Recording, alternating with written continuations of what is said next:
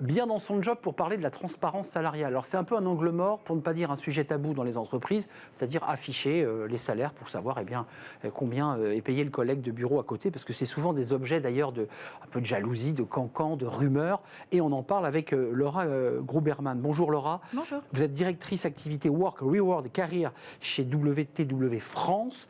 Un mot sur cette entreprise d'ailleurs parce qu'elle a un spectre très large. Absolument, absolument. Donc WTW, c'est un leader historique en gestion des risques et gestion du capital humain. C'est à peu près 45 000 collaborateurs dans le monde, dont 2 500 en France qui accompagnent nos clients tous les jours. Et à titre d'exemple, on travaille avec la totalité du CAC 40.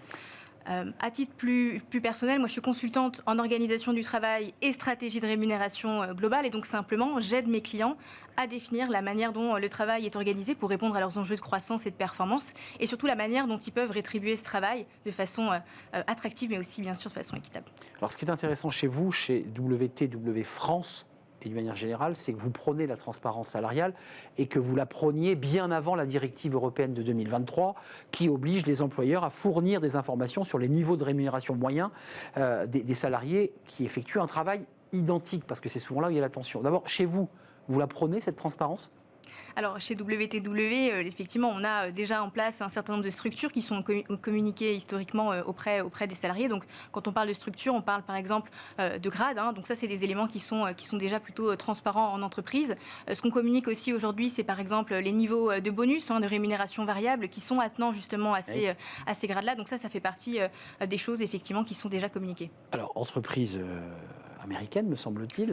Ouais, anglo-américaine. Anglo-américaine. Alors, en France, ça c'est un chiffre qui va vous intéresser, 50% des entreprises déclarent que leur politique de rémunération n'est pas prête à être communiquée. Et ça, c'est votre source tirée de l'étude. Absolument. Il nous reste un peu de route à faire quand même encore. Hein. Absolument, absolument. Donc il nous reste même beaucoup de route. On sait qu'on a fait déjà beaucoup de progrès ces dernières années grâce aux différentes lois qui se sont succédées sur le sujet. Il faut savoir que l'égalité homme-femme, ça date du traité de Rome de 1957. Donc ça fait super longtemps qu'on en parle. Et donc on a encore beaucoup de chemin à faire. Et donc c'est pour ça que cette directive européenne sur la transparence des rémunérations qui a été adoptée en mars 2023 va, je pense, révolutionner les choses plus que les faire évoluer. Alors, seuls 4% des organisations en France, toujours tirées de cette étude qui montre effectivement, je dirais, le caractère tabou de ce sujet autour de l'argent, 4% des organisations en France prévoient d'indiquer aux candidats la fourchette de rémunération pour le poste concerné, indépendamment des exigences réglementaires. Donc globalement, on se conforme à la réglementation et on ne va pas plus loin. C'est bien ça l'idée. Donc effectivement, quand on a interrogé les entreprises françaises en 2023 sur le sujet, c'est ce qu'elles nous ont dit. Après, il faut prendre un petit peu de recul aussi par rapport à ces chiffres-là, en sachant que le Parlement européen venait d'adopter la directive. Donc l'année 2023, si on tire un bilan rapide des derniers mois qui se sont écoulés, ça a été une année d'apprentissage surtout. Donc les entreprises, on va dire, ont digéré l'information, ont pris un peu de recul. Mais donc ce qu'on sait, c'est que là, depuis déjà quelques semaines et quelques mois, on reçoit de plus en plus de demandes, donc je pense que ça y est, le marathon est lancé. Juste un mot, parce que vous vous intéressez à ce sujet, j'irais même sur le plan sociologique, parce que c'est au-delà de l'aspect technique ou réglementaire, il y a un enjeu sociologique.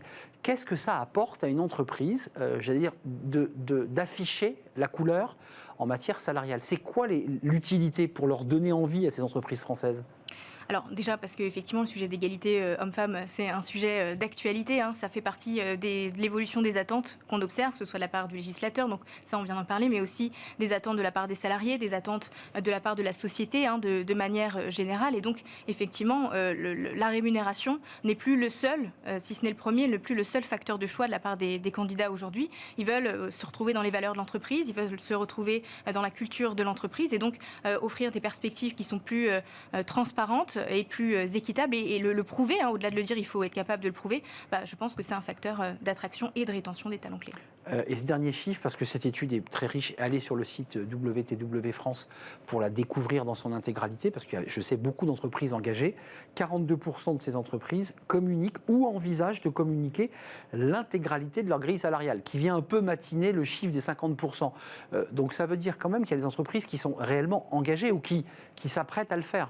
Absolument. Donc il y a des entreprises qui sont déjà très engagées pour plusieurs raisons. Déjà parce qu'en France, on n'a pas que des entreprises françaises, on a aussi des entreprises internationales. On sait que la réglementation dans d'autres pays, comme par exemple les États-Unis, a déjà évolué. Il y a de nombreux États qui obligent les entreprises à communiquer sur les fourchettes de rémunération à l'embauche, par exemple. Et donc ces entreprises, généralement, quand elles mettent en place une démarche de transparence, elles le font dans une approche qui est globale. Elles ne le font pas uniquement sur quelques pays, elles le font de manière générale. Donc ça, c'est un des premiers éléments qu'on peut expliquer là-dessus. Et puis parce qu'on a pu observer l'impact d'une démarche plus transparente et plus égalitaire en entreprise, encore une fois. Et donc je pense que beaucoup d'entreprises ont vu à quel point ça pouvait être un élément différenciant de s'y prendre maintenant et non pas d'attendre Et donc, la fin. deux marques employeurs pour attirer les talents, les femmes et les hommes, c'est important. Merci Laura Gruberman d'être venue nous rendre visite, directrice activité Work Reward and Career chez WTW France, avec cette étude que vous portiez sous votre bras. Merci de nous avoir rendu visite. Tout de suite, c'est le cercle RH, le débat de Smart Job.